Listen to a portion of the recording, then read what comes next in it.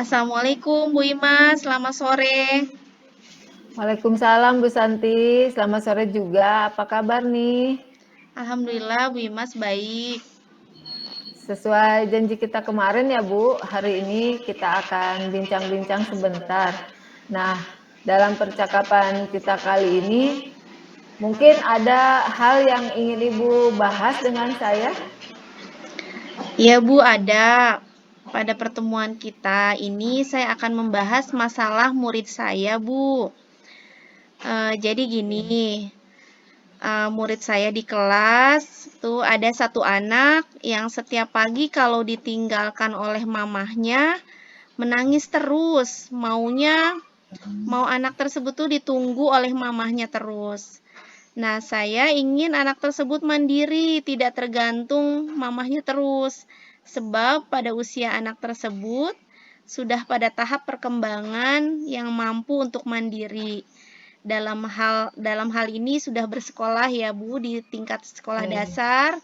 Berarti kan harus mandiri tanpa diantar oleh mamahnya atau boleh mengantar tapi ditinggal, tidak usah ditunggui di dalam kelas. Jadi seperti itu Bu masalahnya. Oh, jadi begini ya Bu Santi, masalahnya ada anak yang sulit ditinggal oleh mamahnya, bahkan ditunggu di dalam kelas. Dan Bu Santi ingin anak tersebut mandiri dan jika ditinggal mamahnya tidak menangis. Betul begitu Bu Santi? Iya betul begitu Bu Imas. Nah, kira-kira apa yang ingin Bu Santi capai atau dihasilkan dari percakapan kita kali ini? Saya ingin mendapatkan pemecahan masalah tentang murid saya yang sering menangis di dalam kelas tersebut, agar murid saya itu lebih mandiri dan mau ditinggalkan oleh mamahnya seperti teman-teman yang lain. Oh iya, jadi Bu Santi ingin mendapatkan solusi tentang murid tersebut. Betul begitu ya Bu ya? Iya betul Bu Imas. Ya Bu Santi, saya ingin bertanya sedikit nih. Menurut Bu Santi, anak yang dikatakan mandiri itu seperti apa ya? Menurut saya anak yang dikatakan uh, mandiri dalam usia kelas 1 SD itu berarti anak itu sudah bisa sendiri, tidak tergantung pada orang lain, dan sudah bisa melakukan sesuatu sekecil apapun secara mandiri, secara sendiri gitu, Bu. Oh iya, jadi menurut Bu Santi, anak yang mandiri itu adalah anak yang sudah tidak bergantung ya pada orang lain. Dan dia sudah bisa melakukan sesuatu sekecil apapun sendiri gitu ya Bu ya. Ya, betul, Bu, seperti itu. Oh, menurut Bu Santi, indikator seorang anak yang dikatakan mandiri itu yang bagaimana ya? Misalnya, contoh kecilnya yaitu anak berani di dalam kelas tanpa pendampingan orang tuanya dan tidak menangis saat ditinggal oleh orang tuanya. Jadi indikator pertama anak tersebut itu tidak menangis saat ditinggal oleh orang tuanya. Kira-kira apa ya yang membuat anak tersebut menangis di dalam kelas, Bu? Sepertinya anak tersebut itu tidak nyaman dengan lingkungan belajarnya dan merasa belum sepenuhnya akrab dengan teman-temannya dan mungkin juga masih takut kepada saya selaku gurunya, Bu. Baik, berarti anak tersebut memang belum bisa beradaptasi ya dengan lingkungannya dan dia belum bisa berbaur dengan teman-temannya ya Bu Santi ya. Kira-kira apa yang akan Bu Santi lakukan agar anak tersebut nyaman gitu di lingkungannya dan bisa cepat akrab dengan teman-temannya dan tentunya dengan Bu Santi ya sebagai gurunya. Kira-kira apa yang akan Bu Santi lakukan? Sepertinya saya akan menciptakan lingkungan belajar yang nyaman dan menyenangkan. Bu Santi, lingkungan belajar yang nyaman itu yang seperti apa ya? Mungkin saya akan menyeting kelas saya semenarik mungkin dengan memberikan hiasan-hiasan, permainan edukatif yang beragam. Kemudian saya melaksanakan pembelajaran yang menyenangkan dan memajang hasil karya murid agar murid-murid itu merasa bangga dan merasa memiliki kelas tersebut sehingga mereka merasa betah berada di dalam kelas. Wah, sepertinya menarik sekali ya Bu Santi ya. Jadi Bu Santi akan menyeting kelas semenarik mungkin dengan memberikan hiasan-hiasan, kemudian memberikan permainan edukatif yang beragam, melaksanakan pembelajaran yang menyenangkan, dan memajang hasil karya semua murid. Dan agar anak-anak akrab dengan teman-temannya, juga dengan gurunya gitu ya. Kira-kira apa yang akan Bu Santi lakukan? Sepertinya saya akan mengimplementasikan juga pembelajaran sosial dan emosional di dalam kelas, baik dalam mengintegrasikan di kelas saya maupun penciptaan iklim positif maupun budaya positif seperti itu, Bu Imas. Iya, baik Bu. Jadi nanti Bu Santi akan mengintegrasikan pembelajaran sosial dan emosional di kelas ya, maupun Bu Santi juga akan menciptakan iklim positif maupun budaya positif seperti itu. Kira-kira langkah apa saja yang bisa dilakukan, Bu? Untuk menciptakan iklim positif dan budaya sekolah, saya akan membuat papan emoji dan melakukan restitusi. Dan saya akan mengintegrasikan pembelajaran sosial dan emosional dalam pembelajaran. Oke, baik Bu. Saya kira ini sangat menantang sekali ya.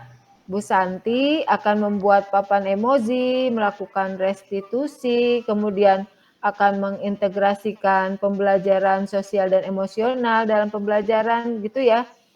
Kalau boleh saya rangkum, langkah-langkah yang akan Bu Santi tempuh itu pertama, tadi menciptakan pembelajaran yang menyenangkan dengan menghias kelas gitu ya. Kemudian menyediakan permainan edukatif yang beraneka ragam dan memajang hasil karya murid. Kemudian Bu Santi juga akan mengimplementasikan pembelajaran sosial emosionalnya, kemudian membuat papan emoji dan melakukan restitusi, dan kemudian Bu Santi juga akan mengintegrasikan PSE dalam pembelajaran dengan penguatan kompetensi sosial dan emosional. Nah, di antara beberapa langkah tersebut, kira-kira mana yang paling mungkin akan dilakukan Bu Santi terlebih dulu? Iya, Bu. Menurut saya yang pertama, langkah pertama yang menurut saya menjadi prioritas ya Bu ya, yang saya dahulukan akan menciptakan pembelajaran yang menyenangkan dan dengan menghias kelas, lalu menciptakan permainan edukatif yang beragam, melaksanakan pembelajaran yang menyenangkan dan memajang hasil karya murid agar anak-anak merasa bangga dan merasa memiliki kelasnya. Ya, saya sangat setuju sekali tuh, Bu. Langkah pertama yang dilakukan yaitu menciptakan pembelajaran yang menyenangkan dengan menghias kelas ya. Kemudian Ibu juga menciptakan permainan edukatif yang beragam, melaksanakan pembelajaran yang menyenangkan dan memajang hasil karya murid. Saya ingin Bu Santi ceritakan nih bagaimana menghias kelasnya seperti apa tuh, Bu ya? Saya akan menghias kelas sesuai dengan kebutuhan belajar murid saya, Bu. Yang meliputi juga minat dan juga profil belajar murid. Seperti itu, Bu. Oke, iya. Jadi Bu Santi sudah mengamati semua kebutuhan belajar murid ya. Jadi nanti kelasnya akan dihias sesuai kebutuhan belajar murid juga. Kira-kira siapa yang akan membantu Bu Santi nih dalam kegiatan ini? Saya akan berkoordinasi dengan wali murid dan anak-anak juga saya akan libatkan dalam menghias kelas.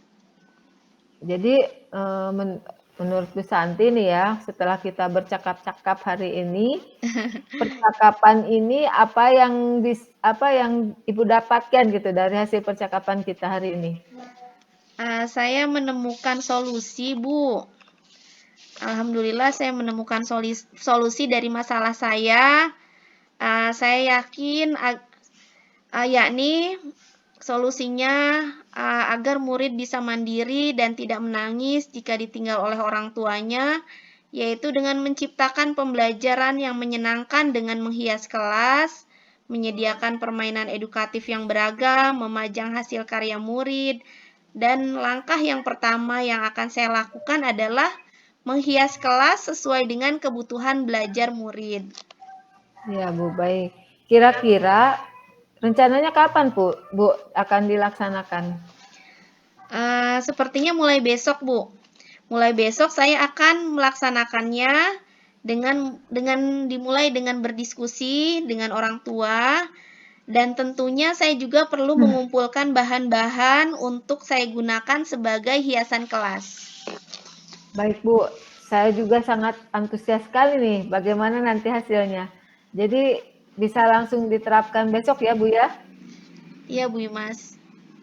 Jadi nanti kita bisa bincang-bincang lagi, mungkin seminggu lagi ya Bu ya, karena dalam proses menghias kelas itu kan butuh waktu yang lama ya. Setelah selesai menghias kelasnya Ibu, kita bisa vikol lagi. Saya doakan semoga dengan kelas yang dihias dengan kebutuhan belajar anak tersebut, murid Ibu menjadi tidak menangis lagi di dalam kelas ya saat ditinggal oleh mamahnya. Ya, baik Bu. Terima kasih Bu Imas. Sangat bermanfaat sekali. Assalamualaikum Bu Imas. Sama-sama Bu, Waalaikumsalam. Sampai jumpa. Ya, sampai jumpa lagi.